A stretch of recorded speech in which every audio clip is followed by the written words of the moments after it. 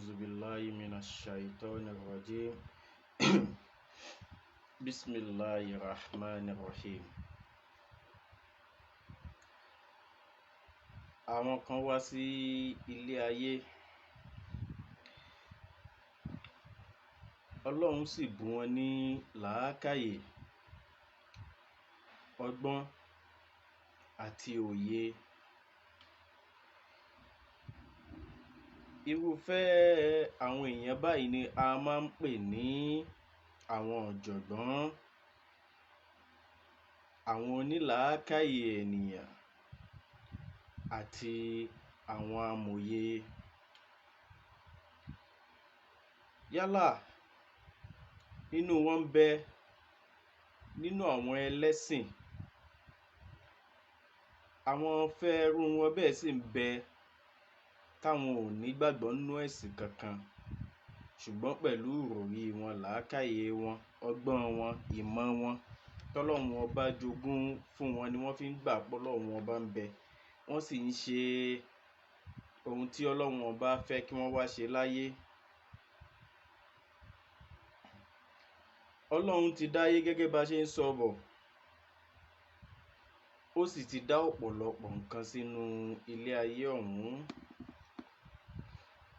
Àwọn táwa pè ní ọ̀jọ̀gbọ́n yìí, onílàákàyè àti àwọn amòye yìí, wọ́n wá sáyé, wọ́n wá wo gbogbo ohun tọ́lọ́run dá. Natural leléyìí, bó o wá láṣẹ wá mú un tá a máa lò ó, tá a sọ di ọ̀pọ̀lọpọ̀ nǹkan tí ó máa wúlò fún wa, nítorí pé bó ṣe wà lásán yẹn kò sí ìwúlò tó fẹ́ ṣe fún wa, àfi lílo rẹ̀ lọ́nà tọ́lọ́run ọba gbàgbé kalẹ̀. Irú àwọn eléyìí ni Ọlọ́run máa ń bá sọ̀rọ̀ nínú Bíbélì àti nínú Al-Qur'ani àti nínú àwọn ìwé tó ti wá síwájú àwọn ìwé méjèèjì, àti ní ọ̀nà míì tọ́lọ́run fi ń gbà bá ẹ̀dá sọ̀rọ̀, tọ́lọ́run ó wá máa pè wọ́n ní biqawmin yafqahuna, pé àwọn tí wọ́n ṣe làákàyè, àbí alladhina yatafakkaruna, àwọn tí wọ́n lè rorí jinlẹ̀. Ọlọ́run ò ní pe àwọn mu'minina àbí àwọn muttaqina àbí àwọn muslimina àbí allazina amanu nígbà tó bá fẹ́ sọ̀rọ̀ làákàyè, ọgbọ́n, ìmọ̀ àti òye, àwọn tí wọ́n lè ronú jìdò lọ́lọ́run ọba máa ń pè dá sí. Àwọn tí a wá sọ yìí, wọ́n wá délé ayé, wọ́n wá yí àwọ̀ rẹ̀ padà, bí wọ́n ṣe wá gbé kalẹ̀ wá ní oníkálukú ń tẹ̀lé títí di òní. Yálà àgbà ni àbí àfẹ́, dandan ni kí a tẹ̀lé. Kí a tó tẹ̀síwájú nínú ọ̀rọ̀ wa lónìí nípa New Year resolution, kí ló ń jẹ́ ọdún tuntun, kí ni ìpalẹ̀mọ́ ọdún tuntun predictions and expectations, àwọn nǹkan tí a gbọ́dọ̀ máa retí àtàwọn nǹkan tí a ti kọ sínú àkọsílẹ̀ pé yóò ṣẹlẹ̀ lọ́dún yìí. Nítorí ẹ má jẹ́ a tanra wa, gbogbo nǹkan tó ń ṣẹlẹ̀ ò déédéé ṣẹlẹ̀, gbogbo ẹ ti wà nínú àkọsílẹ̀. Tó o bá tí ì kẹ́kọ̀ọ́ débẹ̀ àbí tí ò tí ì yé ni ò yé ẹ, má pe gbogbo ẹ̀ nírọ́. Ìmọ̀, ẹ̀kọ́, òye, ọgbọ́n ni kó lọ wá, kó sì bí Ọlọ́run kọ́lọ́run jogún ẹ̀ fún ẹ. Gbogbo ẹ̀yin olólùfẹ́ Unveil Your True Self Foundation, tọ́lọ́run kádàrá kí àwa àtẹ̀yin ká tún jọ pàdé lọ́dún tuntun yìí, a máa dúpẹ́ o, adúpẹ́ pé orí ka àtẹ̀yin àti àwa, gẹ́gẹ́ bá a ṣe fi àdágbé ètò rọ̀ lọ́sẹ̀ tó lọ, lóṣù tó lọ, lọ́dún tó lọ, lọ́jọ́ Sunday tó lọ àti láwọn àsìkò tó lọ. Ta ní ká tún máa pàdé nínú ọdún tuntun, oṣù tuntun, ọjọ́ tuntun, ọ̀sẹ̀ tuntun àtàwọn àsìkò tuntun. Adúpẹ́ o, adúpẹ́. Àfi ká wá dúpẹ́ fọ́lọ́run ọba, kìí ṣe mímọ̀ ṣe wà, kìí ṣe owó kan la gbé fún, kò ń ṣe ìròrí wa, kò ń ṣe ọgbọ́n wa, kò ń ṣe òye wa la fi ṣẹ́kù títí dásìkò yìí. Àwọn kan ń bẹ Ọlọ́run fún àǹfààní báyìí, Ọlọ́run lòun ò fún wọn, kí ló ṣe fọ́lọ́run? Adúpẹ́ lọ́wọ́ Ọlọ́run. ọba àjọkẹ́ ayé, ọba àṣàkẹ́ ọ̀run, ọba gbanigbani nígbà ìṣòro, ọba tó ń dúró ti ni, ọ̀rọ̀ ni débẹ̀, tẹ̀lé ni débẹ̀, ọba àjíkí, ọba àjíyìn, ọba kọ́kọ́ dá, ọba ṣẹ̀dá gbogbo nǹkan pátápátá, ọba tó jẹ́ pé ọ̀kan ṣoṣo náà ni, ṣùgbọ́n ọ̀nà àrà ọ̀nà oríṣiríṣi la máa gbà ríṣẹ́ ìyanu rẹ̀. A wá pè òun directly, iṣẹ́ ìyanu rẹ̀ wá láàfin máa ṣe ìròyìn rẹ̀, òun náà là sì ń ròyìn.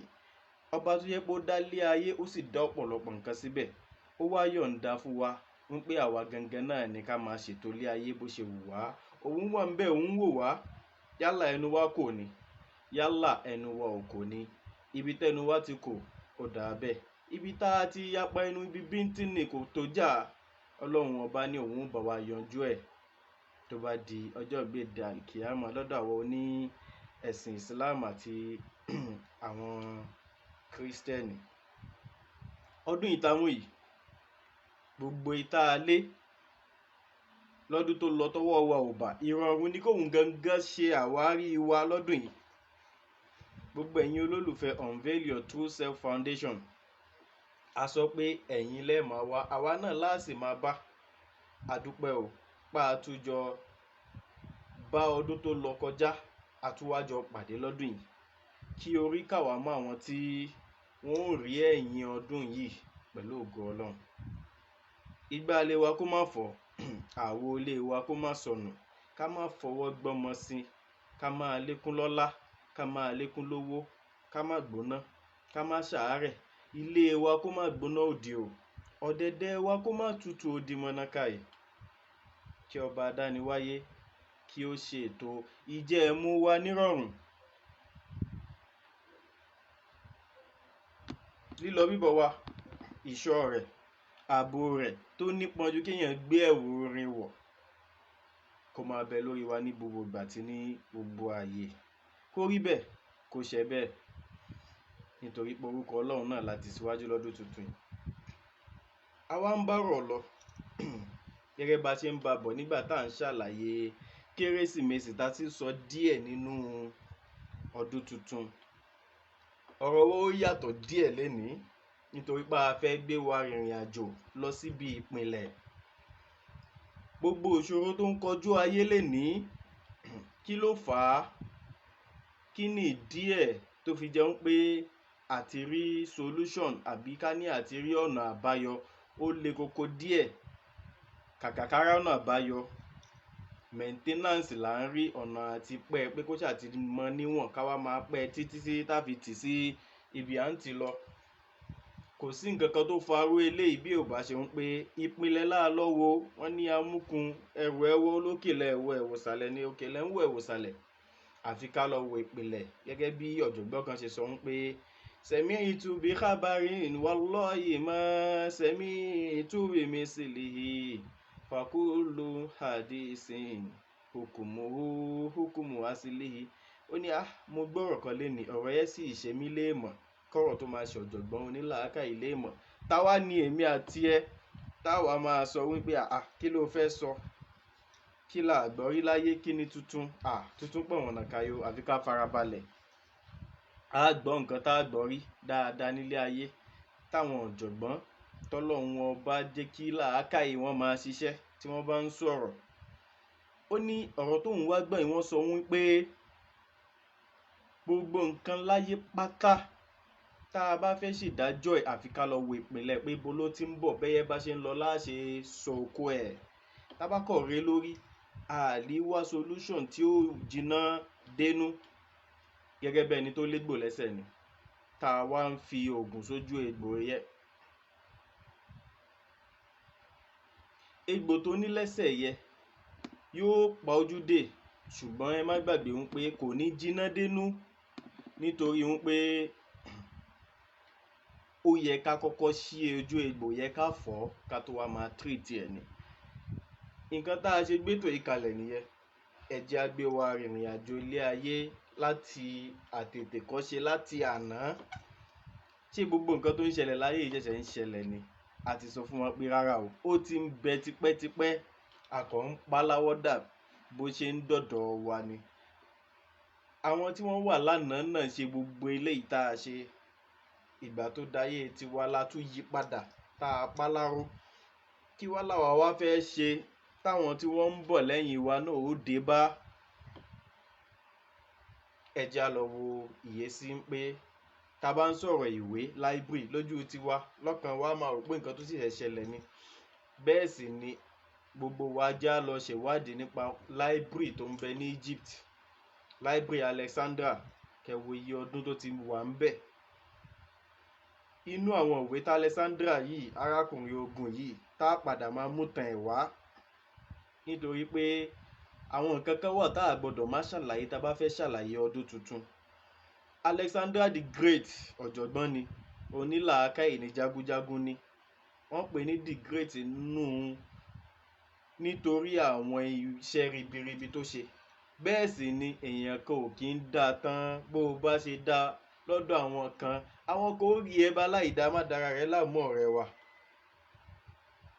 Jésù Kristi bó ṣe dá sáwọn kan táwọn kan polongo àgbáyé, àwọn kan máa ń bẹnu àtẹ́lù pé ta ni Jésù, irọ́ ló wà ń bẹ̀.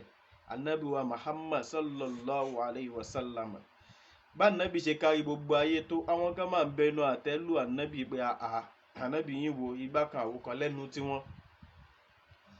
Kódà gan Ọlọ́run wọn bá báwọn kan ṣe ń pariwo pé Ọlọ́run ṣe báyìí, Ọlọ́run ṣe ṣàwọ̀, Ọlọ́run dá. Àwọn kan ń rí Ọlọ́run láláì dá. Èèyàn tó fún lọ́mọ mẹ́wàá wà ń bẹ̀ wò gbà kankan ń bẹ̀. Ẹyọ kan tó fún mi o tún wá gbà lọ́wọ́ mi. Ọ wá níwọ̀ Ọlọ́run ò kì í ṣe bí. Ṣèbí ibi tó kọjú sí ni. Kí wá ní èmi àti ẹ táwa sọ pé a fẹ́ tẹ́ gbogbo ayé lọ́rùn.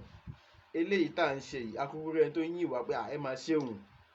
Bẹ́ẹ̀ sì ni a ti ń rí àwọn tó ń sọ pé èwo ló tún ra wọlé yìí. Báwa la wà lójú ọ̀nà ni. Báwọn ni ìpàdé dọjọ́ ìgbéde àlìkíámọ̀, kódà kan kò di ọjọ́ ìgbéde àlìkíámọ̀ tó jìnnà. Ayé yìí náà ló ní kálukú ó ti máa rí eré iṣẹ́ ọwọ́ rẹ̀. A bú ẹnìkankan, a sì sọ̀rọ̀ sẹ́nìkankan, a sì gbọ́rọ̀ ẹnìkankan wá.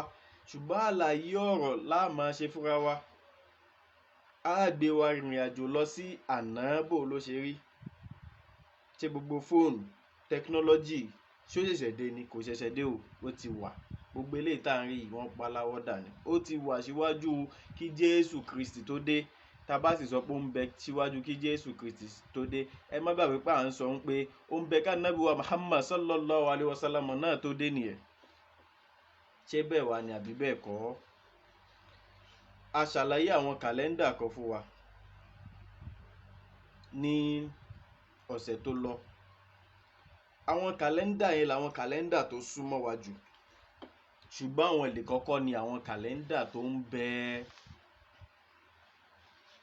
Àwọn kàlẹ́ndà pọ̀ tí wọ́n ti wá, especially ní ancient days. Nǹkan tó ń pè ní ancient ni pé ayé tó ti lọ, ayé tó ti pẹ́. Nínú àwọn kàlẹ́ndà tó ti pẹ́, òun ni Jewish calendar. Kàlẹ́ndà àwọn Jew ó ti pẹ́. Bẹ́ẹ̀ sì ni nínú àwọn kàlẹ́ndà tó tún ti pẹ́, òun ni Buddhist calendar. Nítorí pé àwọn ìlú kan wà tó jẹ́ pé ìlú ancient ni wọ́n ti pẹ́ gan. Àwọn ìlú tá à ń sọ yìí, wọ́n ti ń bẹ́nu tàn síwájú ká tó tún ilé ayé pín, àbí ká ní síwájú ká tó pín ayé. Ìgbà tá a wá padà pín ayé, wọ́n wá padà ń fọ́ọ̀lù sí àwọn ààyè ibì kan níbi tí àwa àti yín náà mọ̀ lénìí. Ṣùgbọ́n àwọn ìlú yẹn ti ń bẹ síwájú kí wọ́n tó pín wọn síbi tí wọ́n fọ́ọ̀lù sí yẹn. Nínú àwọn ìlú náà ni Greece, ìlú tí ọkùnrin ogun Alexander the Great tá à ń sọ yìí ti jáde. Ìlú tí wọ́n bí sí ní ọdún 323 BC. BC yẹn ni wọ́n pè ní before Christ, pé kí a tó lálàá pé a bí Jésù Kristi ni arákùnrin yìí ti wá sílé ayé. Ó sì kú ní 350 BC. Kò lò ju 33 years lọ tó fi ṣe gbogbo iṣẹ́ ribiribi tó ṣe láyé. Bẹ́ẹ̀ ni ẹ máa bá wa ká lọ. Nínú àwọn ìlú láíláí, òun ni India wà, gbogbo alamọ̀ yẹn. Bẹ́ẹ̀ náà ni òun ni China wà. Gẹ́gẹ́ bá a ṣe mọ̀ pé Ànábì wa Muhammad náà sọ̀rọ̀ nípa China pé utulubul ilma wala fi Sin. Ẹ wá mímọ̀, kódà wọn pé ó jẹ́ ilẹ̀ China ni mímọ̀ yẹn wà. Ibẹ̀ láti mọ̀ pé ilẹ̀ China nínú àwọn ilẹ̀ tó ti pẹ́ ni. Nínú àwọn ilẹ̀ tó ti pẹ́, òun náà ni Babylon wà, nítorí pé alukuran sọ̀rọ̀ nípa Babylon, bíbélì náà sọ̀rọ̀ nípa Babylon. Alukuran ní wàsálà alayhim tọ́yìnrán Babila, àwọn ẹyẹ Babylon láàárọ̀ lọ sí Mẹ́kà nígbà táwọn ìjọ elérin gbérin wá. Nínú àwọn ìlú tó ti pẹ́ bákan náà òun náà ni Egypt wà. Egypt táwọn wò yẹn ìlú tó ti pẹ́ ni, kò ń ṣe ìlú òsìn, ancient Egypt. So àti bẹ́ẹ̀ bẹ́ẹ̀ bẹ́ẹ̀ bẹ́ẹ̀ lọ. Alexander the Great yìí jagunjagun ni tó sì make sure pé òun jẹ́rí gbogbo ìlú pẹ̀lú ogun jíjà. Ó wá fi gbogbo àwọn ìlú ìgbà yẹn tá a sọ yẹn, ó wá fi wọ́n sábẹ́ òfin kan. Ṣé mọ ìdí tí èmi ṣe gba arákùnrin yìí ní great lóòótọ́?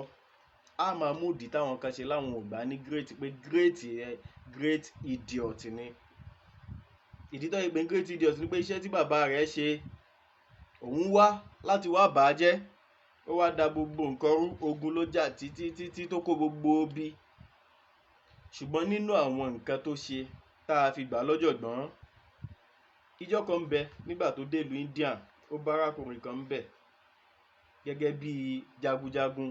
Ó pàṣẹ fárákùnrin pé kó fi ibi tí, nítorí pé ó mọ̀ pé ní Ọlọ́run lárákùnrin, ó wá ní kó fi ibi tí omi àìníkú wà kó fi hàn òun. Ìtàn yẹn kò ń ṣe ọjọ́ òní kó má bàa gbé wa jìn. Ṣùgbọ́n nígbà tárákùnrin yìí fẹ́ kú, tó ti fura mọ̀, tó ti jagun káàkiri, tó wá fẹ́ kú, nítorí pé Babylon ló padà kú sí, àbí sí Greece, ó ṣèjọba káàkiri, kódà gan ó lo ìṣẹ̀mí ní Egypt kó tó wá kú sí Babylon yẹn. Babylon yẹn ni wọ́n padà pín, tó ń bẹ lábẹ́ Iraq báyìí. Bó ṣe wá ń bẹ lábẹ́ Iraq yẹn, ó ṣàn dé Egypt, ó ṣàn dé Turkey, ó ṣàn dé Pakistan, bẹ́ẹ̀ ló ṣàn dé Afghanistan lápá kan, níbi tó tóbi dé. Arákùnrin nígbà tó fẹ́ wá kú, ó wá sọ fún àwọn ẹmẹ̀wà rẹ̀ pé nǹkan mẹ́ta ló wù mí kẹ́ ṣe fún mi tí bá ti kú. Ṣé mọ àwọn nǹkan mẹ́tẹ̀ẹ̀ta tó béèrè fún? Ó ní àkọ́kọ́ ń bẹ, ẹ má jẹ́ kẹ́nikẹ́ni gbé òkú mi o. Àwọn dókítà tí wọ́n ń tọ́jú mi yìí, kẹ́ bá mọ̀ pé dókítà náà ti wà láti ancient, kódà gan àwọn ológun ti wà, military regime ti wà, lọ́balọ́ba ti wà, ìjọba gan ti wà. Ká bá mọ̀ pé bá ṣe ń ṣayé ìsìn, àwa kọ́ la ṣẹ̀ṣẹ̀ bẹ̀rẹ̀, kò sí ní parí sọ́dọ̀ tiwa. Àwọn dókítà mi tí wọ́n ń tọ́jú mi, tí wọ́n lè wò mí sàn tó fi jẹ́ pé àìsàn yìí ló fẹ́ gbẹ̀mí òun yẹn, àwọn ẹni ẹjẹ́ wọ́n gbé pósí òun. Àkọ́kọ́ nìyẹn. Ẹlẹ́ẹ̀kejì, láti ibi tó bá ti ń gbé o títí débi tí wọ́n fẹ́ lọ sí òun sí, tóun fẹ́ lọ sùn sí, ẹ máa da gbogbo ọlá òun kalẹ̀ ńlẹ̀ bẹ́ẹ̀ títí tóun ó fi dé ibi tóun ó lọ. Ẹlẹ́ẹ̀kẹta, òun ní pé nínú pósí òun o, ẹ ṣí ọwọ́ òun méjèèjì sílẹ̀, ẹ ṣí jáde, ẹ má kakò, ẹ má bò mọ́nu pósí, ẹ ṣí jáde ni. Àwọn ẹmẹ̀wà wá ní àtọ̀ àti gbọ́, tọba láṣẹ, èyí tó fẹ́ yìí náà láṣẹ. Ṣùgbọ́n tí ìbéèrè ò bá kí ń fani lápò ìyá, ṣáà lè béèrè sáà, kí nìdí tó ṣe sọ pé òun fẹ́ nǹkan mẹ́tẹ̀ẹ̀ta yìí? Ó ní bẹ́ẹ̀ ni. Ìdí àkọ́kọ́ òun ni wípé òun fẹ́ káwọn dókítà tí wọ́n ń tọ́jú òun títí tóun fi kú ìgbé òun, kí aráyé bá lè rí ẹ̀sìn wọn, pé kò sí bí dókítà ṣe lè mọ ṣègùn tó, kò sí bó ṣe lè lágbárí tó, kò sí bó ṣe lè mọ nípa iṣẹ́ ìṣègùn tó, kò lè lani nígbà tí kú bá dé. Ẹ̀gbọ́n lọ́wọ́ bá tóbi lọ́nà tiyín, hallelujah ni àbí Allahu Akbar. Bí dókítà ṣe lè lágbára tó, kò lè lani nígbà tí kú bá dé. Wọn lóògùn ẹ̀, wọn ní drip ẹ̀, wọn lábẹ́rẹ́ ẹ̀, wọn ní operation ni ẹ̀. Ìdí àkọ́kọ́ nìyẹn. Ìdí ẹ̀kejì òun ni wípé kẹ́ bá mọ̀ pé bóun ṣe lọ́lá tó, ẹ máa da ọlá òun láti ibi tó bá ti gbé òun títí dé orí itẹ́ tó fẹ́ sí òun sí, kẹ́ bá lè mọ̀ pé bóun ṣe lọ́lá tó, ọlá ò gbà òun nígbà tí kú dé. Ọlá sì ń bẹ, ṣùgbọ́n ẹlẹ́mìí dé, ó tún mú ọlá ò gbà òun kalẹ̀. ìdí ẹlẹ́ẹ̀kẹta wà ní pé ẹ ṣí ọwọ́ òun jáde nínú sàárè nínú pósí káráyé bá a lè rí pé pẹ̀lú bóun ṣe ja gbogbo ogun tó tóun lọ tí gbogbo ayé wárìrì fóun tóun jẹ́ ọba àgbálá ayé lọ́dọ̀ tiẹ̀ òun ò mú kankan wáyé bẹ́ẹ̀ sì ni òun ò mú kankan lọ ọwọ́ òun méjèèjì rèé kò sí ìtóhun mú dání ń bẹ̀. nínú àwọn nǹkan tárákùnrin ṣe ó ní library ní Egypt tá a sọ à ń bọ̀ ń bẹ̀. ibo wá lọ́dún ti bẹ̀rẹ̀ àwa tá a ti gbọ́ rí á tún gbọ́ lálẹ́ yìí àwa tá a sì gbọ́ rí á gbọ́ ọ̀tún ní alẹ́ yìí ṣé January 1st gangan náà ni ọdún tuntun New Year tá à ń kíra wa ni pẹ̀lú àwọn ìdí tó jẹ́ pé onílàákàyè náà ó gbé sí làákàyè yóò sì rí pòdodo ọ̀rọ̀ ni ẹni tí ó sì ní làákàyè náà òun náà ó mú sọ́wọ́ òsì tó bá jọ̀jọ̀gbọ́n yóò sì lọ ṣèwádìí ń pa ẹ̀ yóò mú èyí tó jẹ́ òdodo yóò fi èyí tó kù sílẹ̀ ń bẹ̀.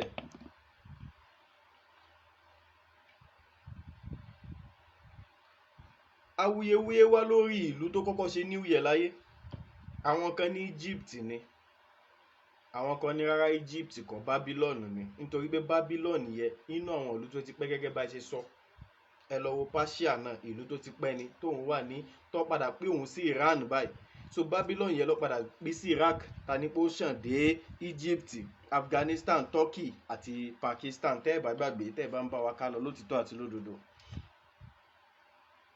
àwọn tí wọ́n ní Egypt ni wọ́n ti kọ́kọ́ ṣe New Year láyé kí nìdí tó yẹ sọ bẹ́ẹ̀ ìdí ni wípé àsìkò spring tó máa ń sábà bẹ̀rẹ̀ ní nǹkan bíi March 21 wọ́n ní odò kan nílùú Egypt tí wọ́n pè ní River Nile ó sì ń bẹ ńbẹ̀ dèní fáwọn tó bá fẹ́ lọ ṣèwádìí àsìkò yìí tá a rò pé àsìkò tó yẹ kí odò tún máa dínkù sí ni àsìkò yìí lodò yìí máa ń kún gẹ́gẹ́ báwa náà ṣe láwọn odò kankan ní ìlú oníkálukú tó jẹ́ pé àsìkò kan wà tó tún máa ń kún yàtọ̀ àsọ̀rọ̀ bọ́ọ̀ ló fi kún ọ̀tọ̀ ní pé àsìkò kan wà tó jẹ́ pé kò kún yàtọ̀ àsìkò yìí wá ni wọ́n máa ń ṣe ọdún tuntun tiwọn tí wọ́n máa ń bọ omi yẹn pé àsìkò yìí èèmọ̀ lélẹ̀ gẹ́gẹ́ bá ti mọ̀ pé láyé ìgbà yẹn nǹkan tó bá ti ṣe ojú ní kàyéfì náà là ń mú ní Ọlọ́run. ẹ má bínú nẹ́tíwọ̀kì ẹ ni ó fún wa ní concern. so bá ṣe ń sọ lọ Egypt ò ní kàlẹ́ndà lásìkò yẹn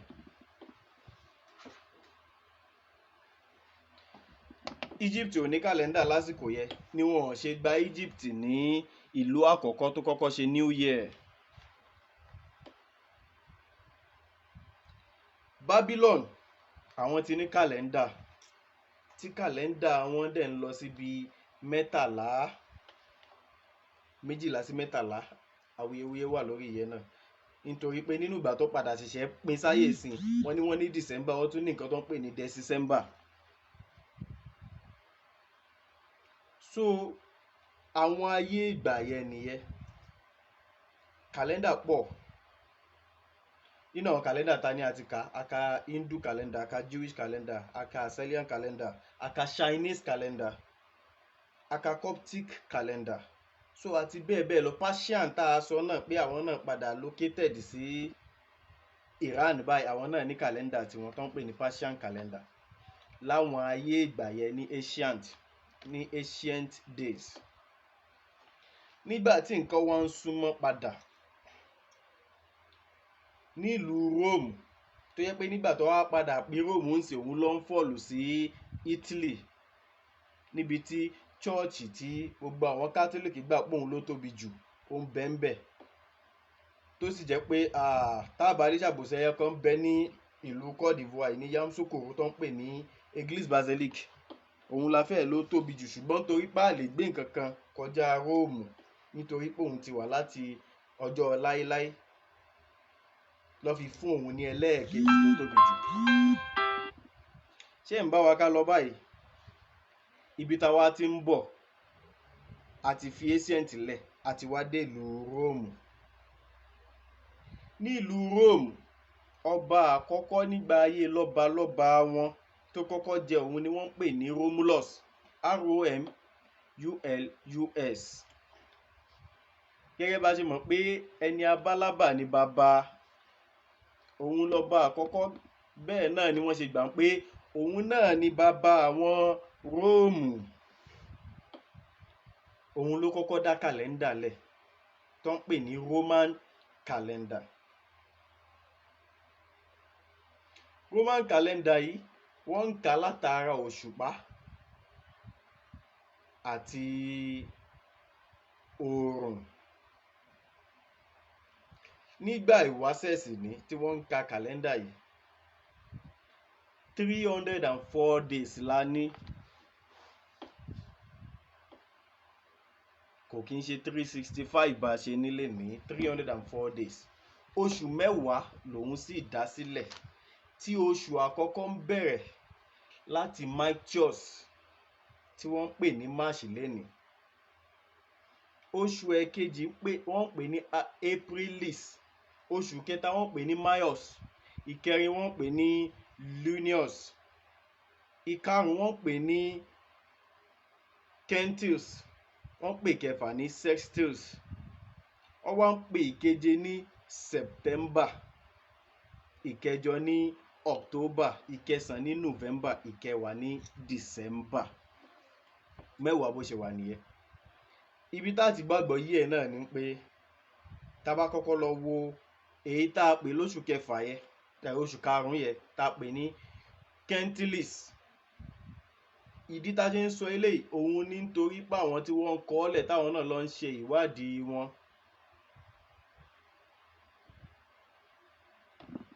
Àti nítorí àwọn stúdẹ̀ǹtì Unique Modern School of Astrology and Numerology tí wọ́n ń kẹ́kọ̀ọ́ látara prógámù wa yìí náà. Nítorí pé ìta bá kọ́ class èyí tó kù ẹ̀ náà là ń tẹ̀síwájú ń bíbà. Kí ló ń pè ní quintuplet àbí ká ní quintuplet, ó depend bẹ́ẹ̀ bá ṣe pé tó bá fi French pronounce ẹ̀ quin ló máa pè é, gẹ́gẹ́ bí 15. Òun náà ni márùn-ún la fi máa mọ̀ pé oṣù karùn-ún nìyẹn. Kí ló ń pè ní sextilis tá a pè lóṣù kẹfà? Sextile, nǹkan tí wọ́n pín sí mẹ́fà, á mọ̀ pé mẹ́fà ni. Kí wá ló ń pè ní September tá à ń pè lóṣù keje? Wọ́n yọ látara French word tó jẹ́ sept. Sept méje ló ń jẹ́ bẹ́ẹ̀ lọ́dọ̀ àwọn Faransé. Tí ẹ ò bá tí yé, oṣù tá a wá pè lóṣù kẹjọ, October. Kí ló ń pè l'October? Táwa náà bá gbọ́ octagon, á ní polygon tó ní sáìdì mélòó? Mẹ́jọ. Á ti mọ̀ pé oṣù kẹjọ lọ́sọ̀ l'October. Bẹ́ẹ̀ náà ni November. Ká tó wá ṣe wá ní December. Kí ló ń jẹ́ dẹ́sì? Mẹ́wàá ló ń jẹ́ dẹ́sì. Gbogbo ẹ̀yin tẹ́ ń darapọ̀ mọ́ wa, ẹ káàbọ̀, a kí yín. Ẹ bá wa share prógámù yìí. Ẹ jẹ́ káwọn èèyàn jàǹfààní kó mọ̀ pé a ti bẹ̀rẹ̀. Àwọn olólùfẹ́ wa tí wọ́n ń darapọ̀ mọ́ wa lójoojúmọ́, tí wọ́n ń kẹ́kọ̀ọ́, tí wọ́n sì fẹ́ káwọn ẹlòmíì náà jàǹfààní ẹ̀kọ́. Share sí gúrùpù 7, 8, 9, 10. Unveil Yourself Foundation lè kọ́kọ́ ló ń ṣe fún. Ṣùgbọ́n oore tiẹ̀ náà tó go ẹ̀ náà ó bùyọ káàkiri àgbáláyé bó ṣe ṣe. Ọdún tá mú yìí, ọdún ayọ̀, ọdún ìdùnnú ni ó jẹ́ fún ẹ. Ò ní bànújẹ́, ìfọ̀kànbalẹ̀, ìfàyàbalẹ̀. Ọlápò ń ṣí ẹ̀ tó mọ ẹni tí ó jàǹfààní ń bẹ̀ látara bó ṣe ń ṣí ẹ̀. Ẹni tí ó mọ̀ ẹ́ rí àtẹni tí ó mọ̀ ẹ́ rí, òun náà ó wù ẹ́ ṣùṣù yóò ṣàǹfààní fún ẹnu ọdún tá wà yìí. Orí bẹ́ẹ̀ ó ti ṣe bẹ́ẹ̀ bẹ́ẹ̀ ṣe ń ṣí ẹ̀. Ẹ ṣeun. So mẹ́wàá tó wà nìyẹn. Nígbà táwọn ọba wa ń jẹ, táwọn ọba wa jẹ, ó wá kan arákùnrin kan tí wọ́n ń pè ní Numan Pompilius. Numan Pompilius yìí ló wá wòye, ló wá ní tá bá ní ká máa ka 304 days àti oṣù mẹ́wàá, gẹ́gẹ́ bá ṣe mọ̀ pé ìmọ̀ àtẹ̀kọ́ ò máa dàgbàsókè sí ni. Gbogbo nǹkan ló ní update láyé. Nǹkan tí ò bá ti ní update, ẹ pátì tó bá ní bó ṣe ń lò láti báyìí náà ni wọ́n pa láwọ̀dà, wọ́n tún ṣe, wọ́n kàn fílẹ̀ bẹ́ẹ̀ náà ni, kò ń ṣe original. Nǹkan gbọ́dọ̀ máa wà updated sí ni, ó gbọ́dọ̀ máa ṣe lọ́tún sí ni. Lòun wá wò pé kíní yìí bó ṣe jẹ́ mẹ́wàá yìí kò bá bá a ṣe ń ka òwò mọ̀ mu, kò bá àwọn ìgbà mu. Òun wá wò pé 304 days yìí about 60 àbí 61 days ti sọnù ń bẹ̀, àfi ká fi oṣù méjì kún.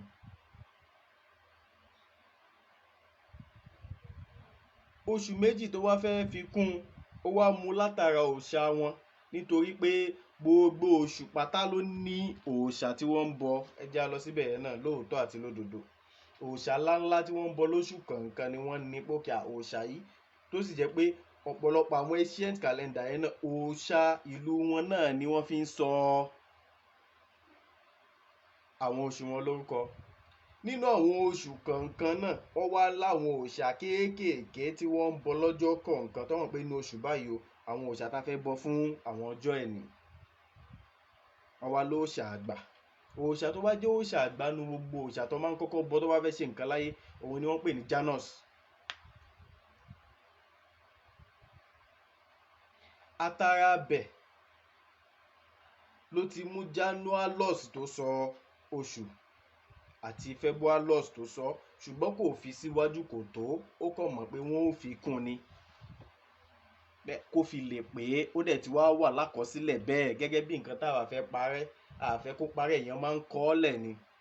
Làákàyè mú lóòótọ́, ṣùgbọ́n àkọsílẹ̀ tó tínrín jù, kéèyàn fi pẹ́ńsù tó ti kú lẹ́nu kéèyàn fi kọ̀ọ̀kan, ó mú ju làákàyè tó pé jù lọ. Nítorí ìgbà tó ò bá sí ń bẹ̀ mọ́ àbí tí nǹkan kan bá ṣẹlẹ̀, á lè padà síbi àkọsílẹ̀ rẹ̀, á fi lè mọ̀ nǹkan tí ó ṣẹlẹ̀. Tí ò bá ṣàkọsílẹ̀ ní, bó o la ṣe fẹ́ mọ gbogbo eléyìí tá à ń sọ yìí? Ọgbọ́n orí kọ́, ìròrí wa kọ́, research ni, ẹ̀kọ́ ni, ìwé tá a kà ni, ọgbọ́n ni, òye ni, làákàyè ni, ìmọ̀ ni. Tí wọn ò bá kọ sílẹ̀, ilé ayé ó ti gbé e lọ, ìtàn ó ti sọnù, gbogbo àwọn àǹfààní yà ní lè jẹ. Òun ló gbé àwọn kinní ìkalẹ̀ lásìkò tiẹ̀, ṣùgbọ́n kò tí ì lè yí padà láti lò ó bẹ́ẹ̀. Nígbà tí egbé wá regbé tégbèrègbè, wọ́n pe arákùnrin kan ní Julius Caesar, tóun náà jẹ́ ọkùnrin ogun gẹ́gẹ́ bí Alexandra tá a sọ lákọ̀ọ́kọ́ tẹ́ ẹ bá gbàgbé. Julius Caesar yìí náà akọni lòun náà. Gaius Julius Caesar náà akọni lójú ogun lòun náà. Nígbà yẹn ìjọba ti kúrò ní ìjọba àwọn lọ́balọ́ba, ó ti bọ́ sí ìjọba ológun, so balógun, gẹ́gẹ́ bí a ṣe mọ military regime, pé àsìkò àwọn ológun tí ò ń ṣe àsìkò àwọn alágbádá mọ́. Àsìkò yẹn Julius Caesar òun ló wá gbé kàlẹ́ndà yẹn jáde pẹ̀lú ẹ̀kọ́ àtìmọ̀, kò kàn gbé jáde lásán. Ó pe àwọn ọ̀jọ̀gbọ́n tá à ń pè láwọn astronomers àbí àwọn astrologers tí wọ́n mọ̀ ń pa oòrùn, òṣùpá, àwọn ìràwọ̀ àti bí wọ́n ṣe ń rìn lójú sọ́mọ̀ tá a fi lè máa lò wọ́n fún òǹkà ilé ayé. Ó tún wá pé àwọn tí wọ́n pè láwọn statistician, ká bá a mọ̀ páyé ìsìn nǹkan gbogbo bá tá à ń sọ yìí, it is 46 BC, bí 46 years before the birth of Jesus Christ. Ó wá pé àwọn ìyẹn náà pé àwọn ni wọ́n lè ka àwọn degree àtàwọn ìgbésẹ̀ táwọn ìràwọ̀ ń gbé tó fi ń lọ. Ló wá bí kàlẹ́ndà yẹn, ló wá wò ó pé òòṣà tá a kọ́kọ́ ń bọ yìí ni wọ́n fún lórúkọ ilé, òun ni ká fi síwájú, òun ni kó máa jẹ́ oṣù àkọ́kọ́. Bí January ṣe ń jẹ́ oṣù àkọ́kọ́ nìyẹn, nípìnlẹ̀ òun kọ́ o. Nípìnlẹ̀ a ti sọ pé Martius lóṣù àkọ́kọ́, bẹ́ẹ̀ sì ni lọ́pọ̀lọpọ̀ àwọn kàlẹ́ndà Martius ni, tá a mọ̀ sí March. March ni àwọn ọ̀jọ̀gbọ́n àti ilé ayé ìgbà yẹn tó bá ní ilé ayé ti yí padà, ilé ayé yí padà ò mean pé òòrùn ò yọ níbi tó ti ń yọ mọ́, kò mean pé òṣùpá ò yọ níbi tó ti ń yọ mọ́, kò mean pé bá a ṣe ń ṣe ilé ayé kọ́ la ṣe ń ṣe mọ́. Èyí tó mean náà ni pé wọ́n ti yí padà, ibi tá a fi ṣorí kọ́ la fi ń ṣorí mọ́, ibi tá a ti ń bẹ̀rẹ̀ ọdún kọ́ la ti ń bẹ̀rẹ̀ ọdún mọ́. March ni gbogbo àwọn ayé ancient ti ń bẹ̀rẹ̀ ọdún. Ayé yí padà wá mean pé àwa ń bẹ̀rẹ̀ ní January tí ò tiẹ̀ sí ń bẹ̀rẹ̀ rárá tẹ́lẹ̀. Yóò yé wa, ẹ jẹ́ á máa bá wa ká lọ. Ní ìgbà tí egbéregbé tí ègbèrègbè tóun náà lọ ṣùgbọ́n ó ti fi kàlẹ́ndà yẹn lẹ̀. Julius Caesar ló fi sọ ní Julian calendar. Tá a bá gbàgbé lọ́sẹ̀ tó lọ a sọ ń pa Julian calendar. Tá a dẹ̀ sọ pé òun náà ń kọ́ o, òun náà ń gbàgbára látara àtòrùn àtòṣùpá ni. Gẹ́gẹ́ bí Babylonian calendar náà ṣe jẹ́ lunisolar. Lunisolar, luni means wọ́n yọ látara lunar òṣùpá, solar látara òrùn sun ló ń jẹ́ lunisolar, wọ́n lò méjèèjì pọ̀. So Julius Caesar ló gbé kàlẹ́ndà tí Noah Pompilius yìí ṣe kalẹ̀ tí wọ́n lò lásìkò ẹ̀, òun ló wá gbé jáde pẹ̀lẹ́kọ̀ tí wọ́n káùntì gbogbo bí ó ṣe yẹ kó máa rìn, bó ṣe yẹ kí ó dé lótìtọ́ àti lódodo, tá a fi ní 365 days àbí 366 days, tá a fi wá padà wá ní 12 calendar month, tó dẹ̀ jẹ́ pé látọ̀dọ̀ àwọn Róòmù ìpìlẹ̀ 10 ní àkọ́kọ́ ọba wọn tá à ń pè ní Romulus tá a bá gbàgbé ló gbé kalẹ̀. Ní ìgbà tí ìgbà wa wá lẹ́yìn AD tá a mọ̀ sí Anno Domini, that is after death of Christ, nígbà tí Jésù wá, tí Jésù padà lọ, tí ọ̀pọ̀lọpọ̀ pope ń dìde ní ilẹ̀ Róòmù, wọn ò tún lo ọba mọ́, wọn ò lo jagunjagun mọ́, pope ni wọ́n lò. Ìgbà tó wá dorí pope ẹlẹ́ẹ̀kẹtàlá bá ṣe sọ, tá a bá gbàgbé orúkọ ẹ̀, tá a ní Pope Gregory. Òun kọ́ ló dá kàlẹ́ndà yẹn lẹ̀, òun kọ́ ló dá Gregorian calendar lẹ̀. Eléyìí tí jagunjagun yẹn ṣe tá a pè ní Julian calendar tó ń jẹ́ Julius Caesar yẹn, òun kọ̀ rọra ṣe àtúnṣe ráńpẹ́ ń bẹ̀, ó wá modify ẹ̀, ló wá gbé jáde. Gbogbo nǹkan téèyàn bá sì ti ṣe tó ti fi kún, ó lẹ́tọ̀ọ́ láti pè é lórúkọ ara ẹ̀, ṣùgbọ́n ẹ̀tọ́ náà ni pé kó fi reference ẹ̀ síbi tí ó ti ń bọ̀.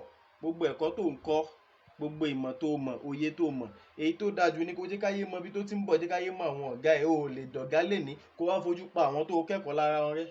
O ò lè di nǹkan lénìí kó fojú pa masters yẹn rẹ́, kó wá léèyàn kan kó kọ́ ẹ, o kàn mọ́ bẹ́ẹ̀ náà ni Ọlọ́run ló fún ẹ lẹ́bùn yẹn. Máa parọ́ lọ, àwọn tí wọn náà kọ́ wọn ó deny yẹn lọ́la. Ọlọ́run ó mú gbà láyé wá tá kí gbogbo àwọn olùkọ́ wa,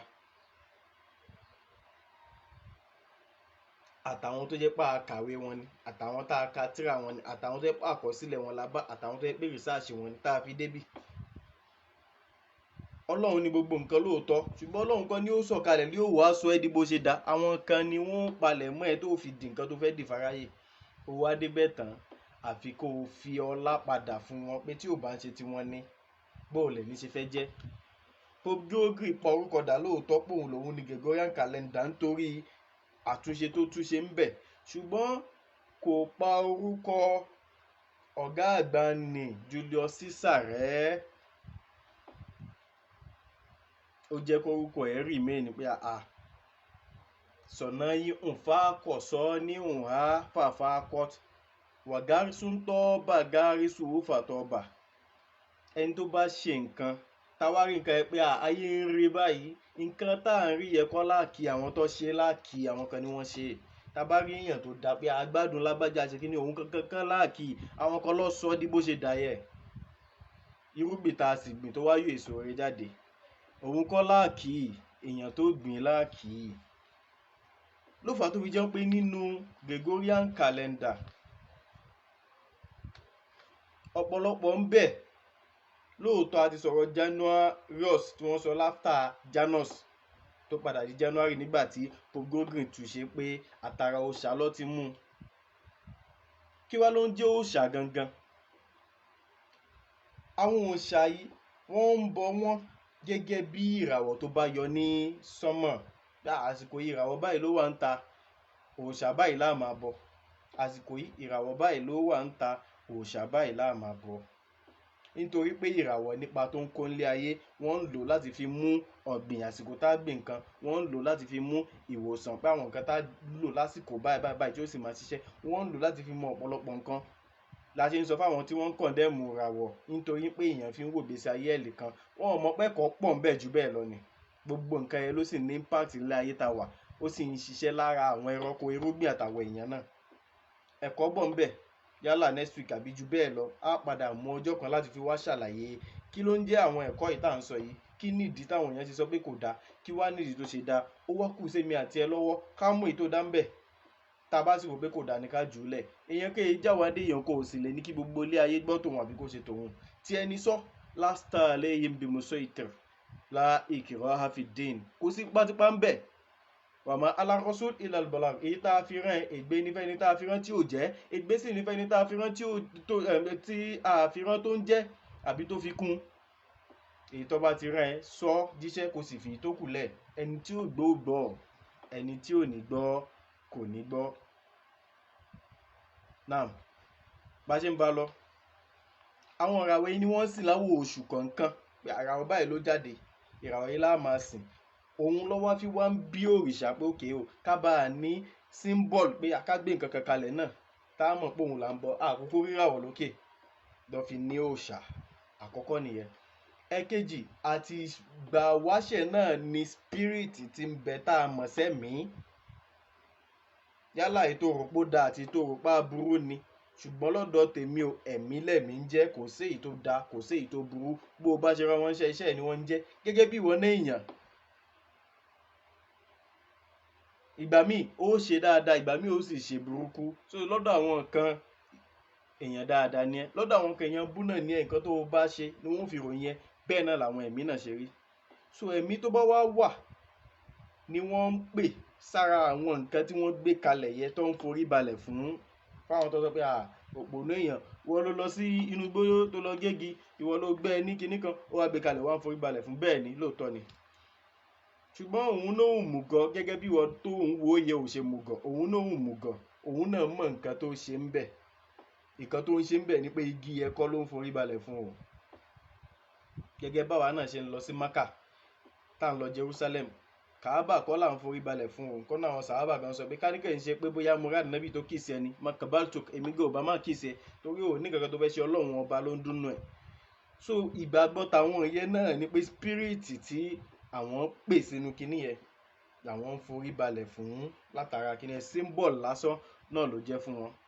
Ẹ má gbàgbé kì í ṣe ẹ̀kọ́ ẹ̀sìn là ń sọ yìí o, ṣùgbọ́n ẹ̀kọ́ ọgbọ́n, ẹ̀kọ́ òye.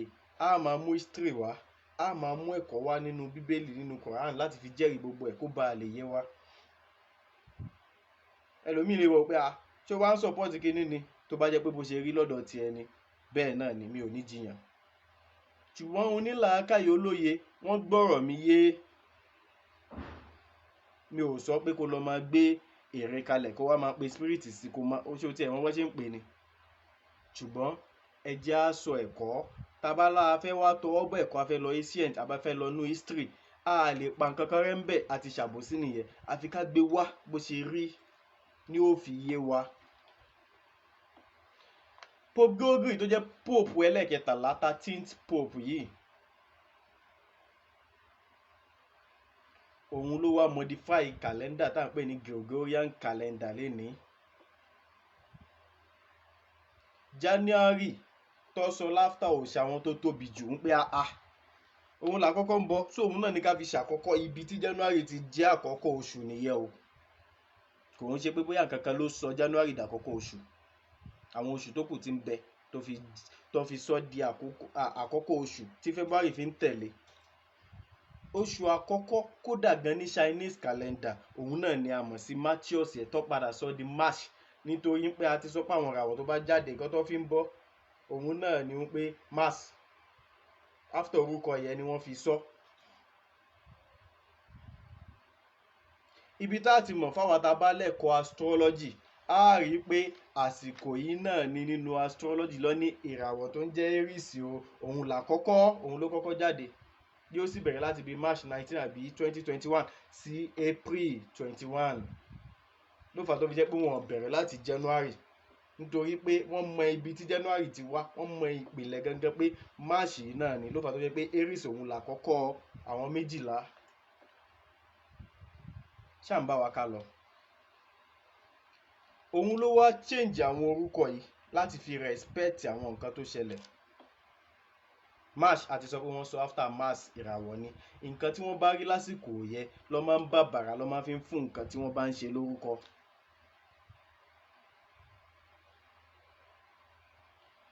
April tẹ̀lé, May tẹ̀lé, June. Ibi tí June ti wá, April yẹn la ni wọ́n pè ní Aprilis tẹ́lẹ̀. Lis wọ́n pè ní April. Mayos ló ń pè ní May nsìn. June yẹn Lunius ni wọ́n pè tẹ́lẹ̀.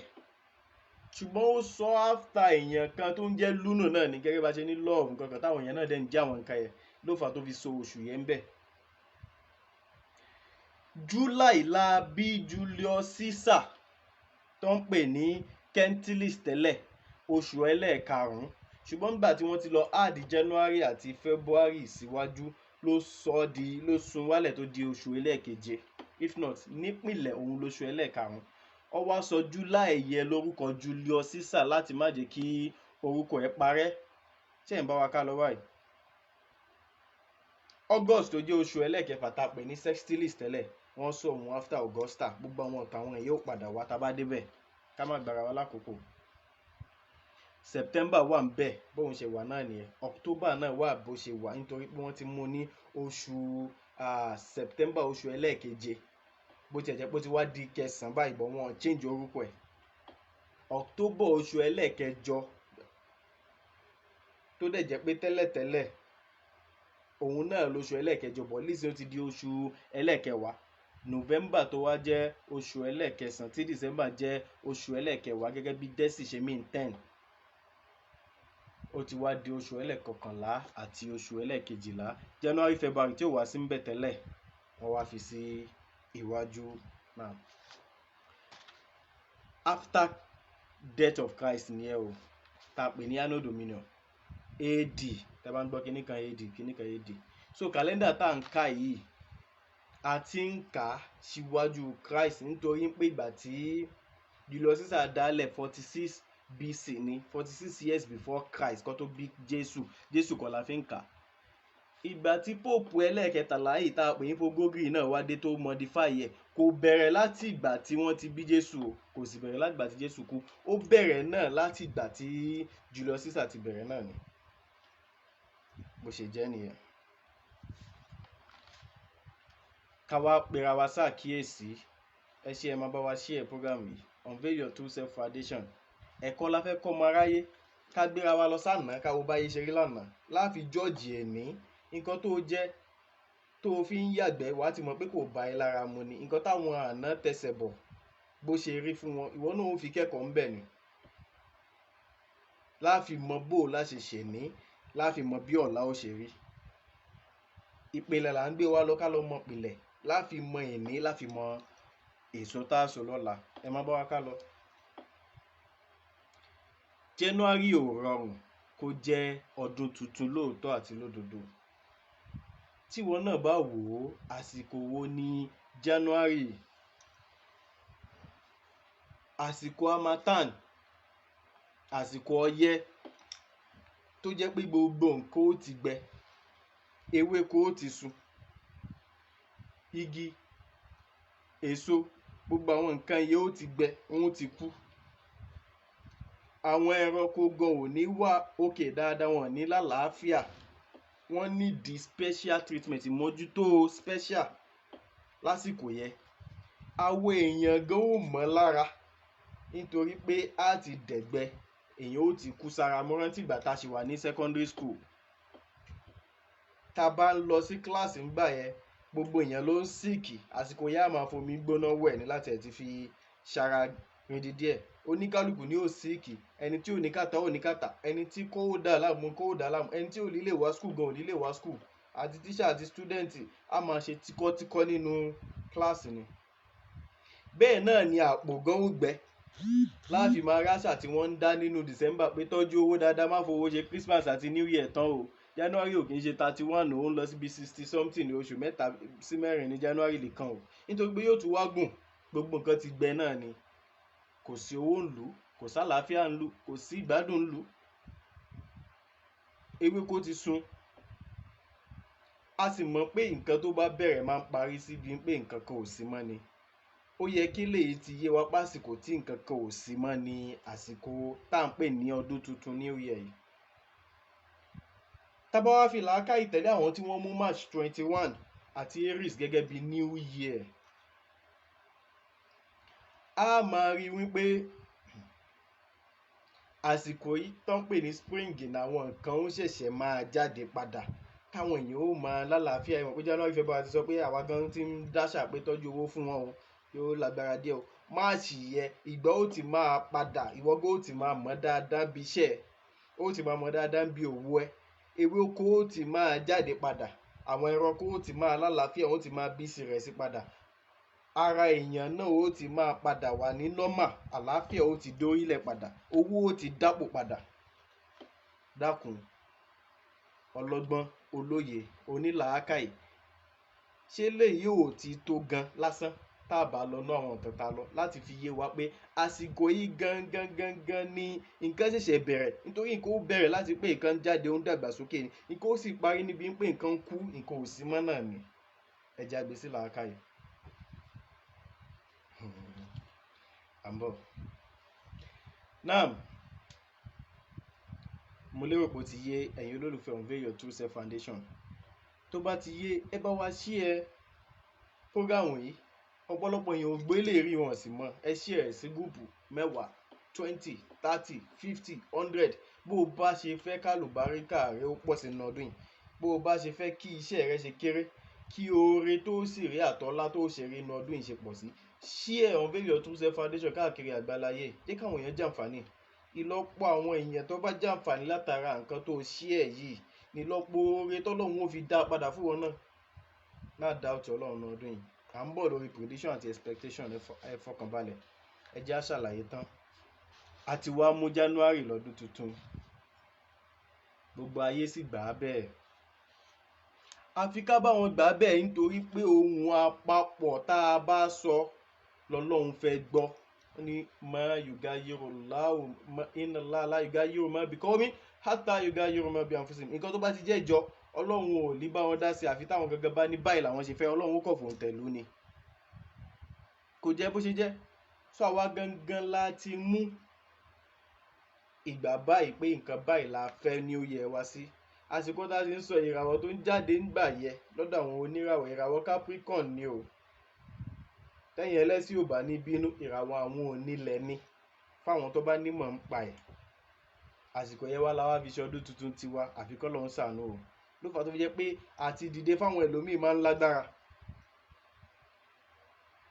so a mú ọdún tuntun yẹn January 1 yẹn náà ni adoption ṣùgbọ́n kátẹ́gùn tuntun kọ́túndún tuntun tó bẹ̀rẹ̀ gẹ́gẹ́ ó di March 19 20 àbí 21 ìwọ náà ó mọ̀ lára lásìkò yẹn lọ́kọ́ dé tìlẹ̀ kó wá máa wo nǹkan bọ̀ ìgbà yẹn ni gbogbo ayé ó ṣẹ̀ṣẹ̀ gba tẹ́gùn pé àbọ̀sọdún tuntun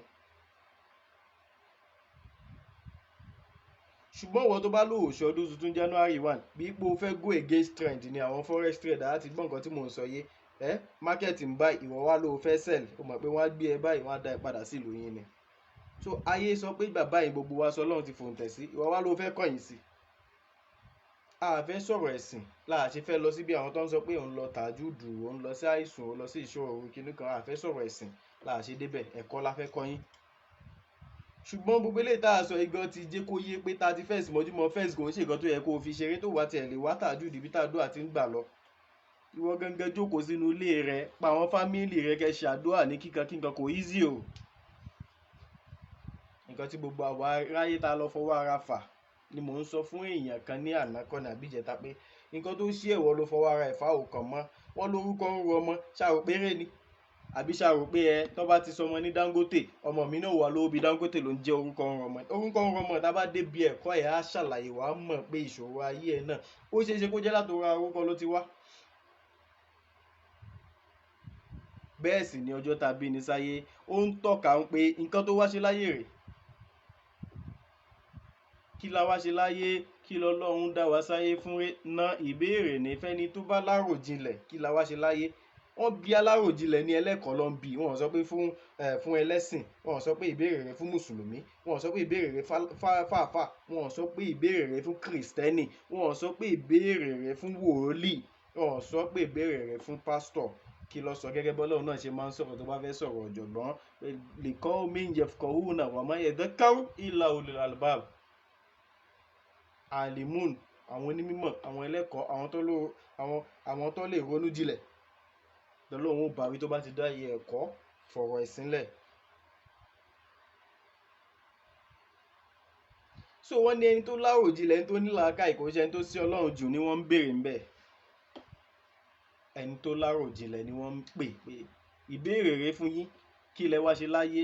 ẹ̀kọ́ òjò mọ̀ pọ́jọ́ tó bí ẹ ó ti sọ wàkúlà ìsáàní alzamunahu tọ̀ ìráwù fi hàn kí pé gbogbo èèyàn lára ti gbé nǹkan tó wá ṣe láyé àti gbé nǹkan lọ́rùn kọrin ni. tọ́ àwọn ẹlẹ́kọ̀ọ́ wọn ní mọ̀njáhadà fínà lánàá hadiya náà ṣubúlánà, ẹni tó bá wá bá wa àwọn ò gbálẹ̀ o, á fi ọ̀nà wa mọ̀ pé báyìí lèèyàn ṣe máa ń mọ ìgbésí ayé ẹ. tọ́ àwọn ẹlẹ́kọ̀ọ́ lọ, tọ́ àwọn onímọ̀ lọ, wọ́n mọ̀. wọ́n ló rò pé gbogbo nǹkan tó ń ṣẹlẹ̀ sí ẹ kàn ṣẹlẹ̀ coincidentally, kò sí coincidentally bẹ́ẹ̀ o. nǹkan tó wà lọ́wọ́ ẹ ló ń tọ̀, ó kàn mọ́ ni. tó bá tún wá fi làákàyè tọ̀, tó fi lílẹ̀kọ́ tọ̀, ó tún jẹ́ ìyá ẹ̀. ó wà máa rò pé nǹkan kan le.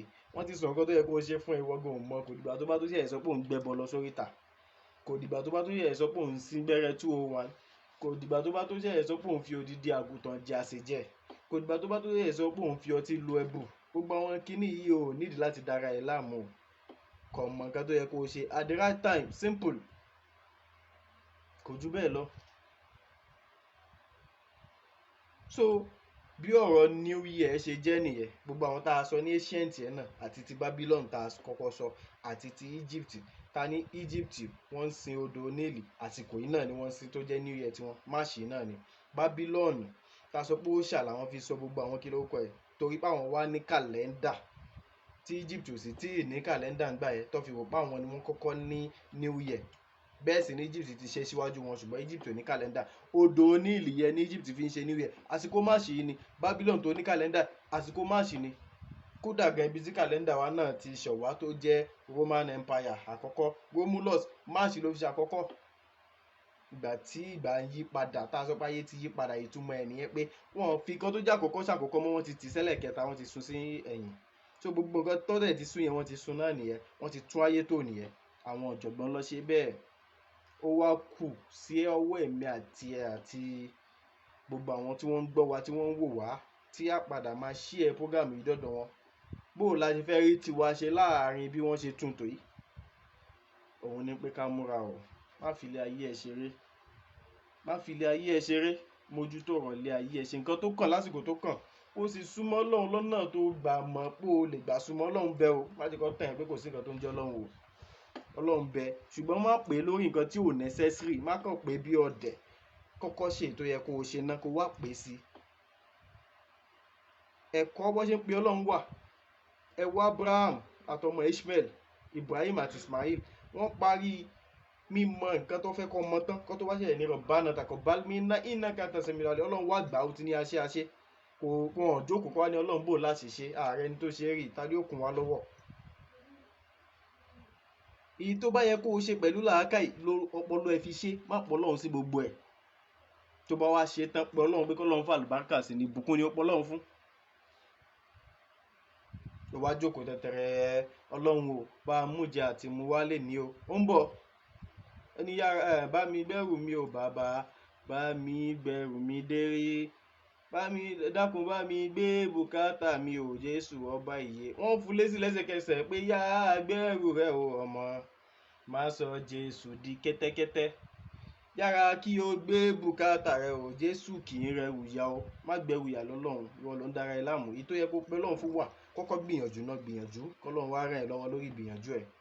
tó bá wá fẹ́ dàbí pé ìgbìyànjú ò yọ, kó wá pọ̀ Ọlọ́run sí i. ṣùgbọ́n ògbìyànjú kọ̀ọ̀kan kọ̀ ní kọ́lọ́run wá dé ẹ ládé ibi tó wà, kó possible. 2022 láti mú yìí, kí ni ìpalẹ̀mọ́ rẹ? àti ń bọ́ sínú prediction àti expectation díẹ̀díẹ̀ náà nù. mo lérò pé àwọn àlàyé tá a ṣe ń pa New Year àti ìdí tó ṣe ká ṣe àti òdodo ọ̀rọ̀ tó ń bẹ lábẹ́ ó ti yé. tó o ti palẹ̀mọ́, àbí bó o ṣe bá lọ ní 2021 yẹn náà ló tún fẹ́ bá wọ 2022 yìí? kan tó ra wọlé lórí tó o parí ẹ̀sìn náà ló tún fẹ́ bá lọ. ọ̀pọ̀lọpọ̀ ó máa ní New Year resolution. New Year resolution ìtumọ̀ ẹ̀ náà ni pé bá a ṣe fẹ́ kọ́dún tuntun rí, nǹkan tá a palẹ̀ mọ́ fún un, ṣé lóòótọ́ ṣé ó wàá ṣe délẹ̀? gbogbo nǹkan tó sọ ní last year pé New Year resolution pé ọdún yìí ò máa jí lágo báyìí, ṣé ó ti wá ń jí lágo yẹn? ọdún yìí mi ò ní ṣe nǹkan báyìí mọ́, màá fi ìwà bàjẹ́ báyìí lẹ̀, ṣé ó ti wá fi í lẹ̀? mi ò ní mutí mọ́, mi ò ní ṣe zìnà mọ́. lẹ́ni tó sì jẹ́ on the 2, àwọn èèyàn ti mutí o.